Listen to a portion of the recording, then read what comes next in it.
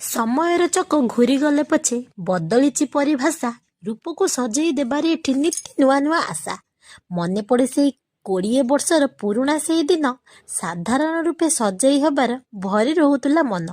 କଳା କଜଳରେ ଆଖି ଦୁଇଟି ଢଳ ଢଳ ଦିଶୁଥିଲା, କୁକୁମ ବିନ୍ଦୁଟି କପାଳ ମଝିରେ ଜହ୍ନ ପରି ହସୁଥିଲା। ଫେର୍ ଆଣ୍ଡ ଲଭଲି ଆଉ ପାଉଡର ସବୁଠୁ ଥିଲା ଦାମୀ। ଅଳତା ଲଗା ସେ ପାଦ ଦୁଇଟି ମନକୁ କରୁଥିଲା ଚୋରି। ପାର୍ଲର ନୁହେଁ, ଘର ଆଇନାରେ ସଜ ହେଉଥିଲା ଗୋରି। ଆଜିର ମେକଅପ୍ ଚମକ ତ ଅଲଗା, ଭାରି ତାର କାଇଦା। ପ୍ରାଇମର, କନସିଲର, ଫାଉଣ୍ଡେସନରେ ଲୁଚିଯାଏ ସବୁ ପୀଡ଼ା। କଣ୍ଟର ଆଉ ହାଇଲାଇଟରରେ ମୁହଁ ହୁଏ ନୂଆ ନୂଆ। ପାଉଡର ଜାଗାର ସେଟିଂ ସ୍ପ୍ରେ ଏବେ କହୁଛି ନିଜର କଥା। ସେବେ ସୌନ୍ଦର୍ଯ୍ୟ ଥିଲା ମନରେ, ଏବେ ଫିଲ୍ଟରରେ ଖେଳ। ସେବେ ସଜବାଜ ଥିଲା ଆପଣାର, ଏବେ କ୍ୟାମେରା ସହ ମେଳ।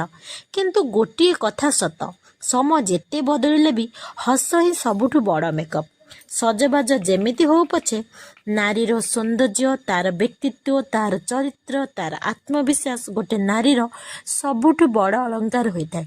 ଯଦି କଥାଟି ସତ ସାଙ୍ଗମାନେ, ତାହେଲେ ଯେଉଁମାନେ ଭିଡ଼ିଓଟି ଦେଖୁଛନ୍ତି ଜଲ୍ଦି ଜଲ୍ଦି କମେଣ୍ଟ ବକ୍ସରେ କମେଣ୍ଟ କରିକି କହିବେ। ଆଉ ହଁ, ଆଜିର ମେକଅପ୍ରେ ମୁଁ ଏସବୁ ଜିନିଷ ଲଗେଇଛି ସତ, କିନ୍ତୁ ସେ ପୁରୁଣା ଦିନ ବହୁତ ଭଲ ଥିଲା। ରହିଲି, ଜୟ ଜଗନ୍ନାଥ।